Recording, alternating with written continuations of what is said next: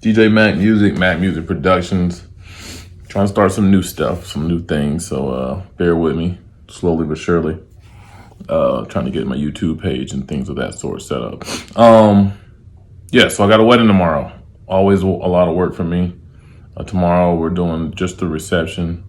And I'm very detailed when it comes to this. I've been doing this for a good minute. I like to think of myself as one of the top wedding DJs out here. And I tend to exceed expectations, and that's kind of my goal every time I go into an event. So one of the things that I like to do, and I don't know what everybody else does, is I like to come out with my own outline. So I have a contract, obviously. I also have what I call day of documents. So I have a ceremony document and a reception document, and what that pretty much has on it is a standard. And obviously, it's your wedding day. You can go outside of whatever I have on there. A standard like program type of thing of what you want. So, for example, for your ceremony, I have parents or grandmother entrance to the ceremony. What song? You know what I mean? Wedding party. What song? Flower girl. You know what I mean? All that. And then your recessional. What song? You know what I mean? Same thing with the reception. What's your grand entrance song for the couple? If you're doing one of them things where every single person that comes in is doing a different song, then what songs are they doing? Also, first dance, you know what I mean? And so on. Mother, daughter dance, all that type of stuff. And if you add in extra stuff, like you want to play a shoe game or you want to do different things, you know, you can put that in there. Dollar dance, whatever. And so they have to fill that out and they send it back to me. And usually, most of the time, it's always typed up. My side is always typed up. But this is what it looks like when it comes back and I'm done, because I take notes. So I always have questions for the most part after they're done, because they either skip stuff or I need to know particular things. And so you see all this writing, you see the typing, but then all this writing is after I've had a conversation with the bride or groom, and I take my own notes. So then after I compile this, I could easily just take this document with me to the wedding. That's not what I like to do. I like to then create my own separate document of each, because I want it to be clean. I don't want no problems. And I like to tell my nephew, because he's the one who goes with me, if something was to happen with me, you know what I mean? And I was not unable to make a wedding or something like that. Never happened, knock on wood. Praise God. You should be able to take this document and you should be able to jam, because you know how to DJ, you know your stuff. You should be able to take this paper and you should be good. Or if I had to call a DJ, hey, something came up, you think you can do this? I'll pay you so and so and so and so.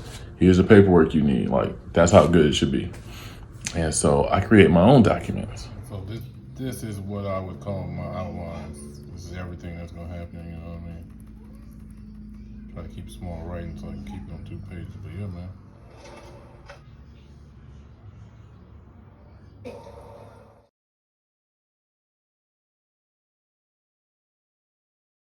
So after that's done and I'm done with my document, I like to come back.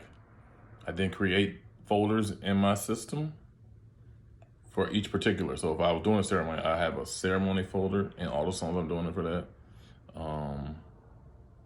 I have a reception folder and all the songs I'm doing for that. And then if they had like this couple has a lot of songs that they put on here. I mean, I'd say 15 to 20, either songs or artists.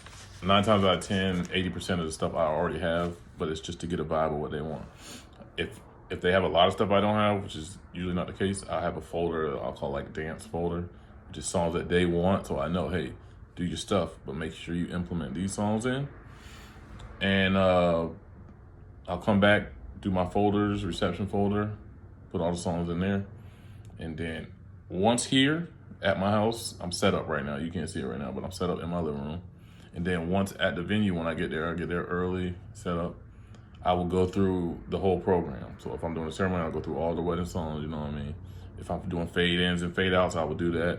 Reception, I'll go through all the songs as if I'm talking. I won't usually talk, but when I do the reception, I do go over the names out loud, so I don't mess people's names up. That's one of my main things. Hey, Make sure you send me a list of the names. Not the day of, not the day before, like beforehand, because some of y'all have names that's, yeah.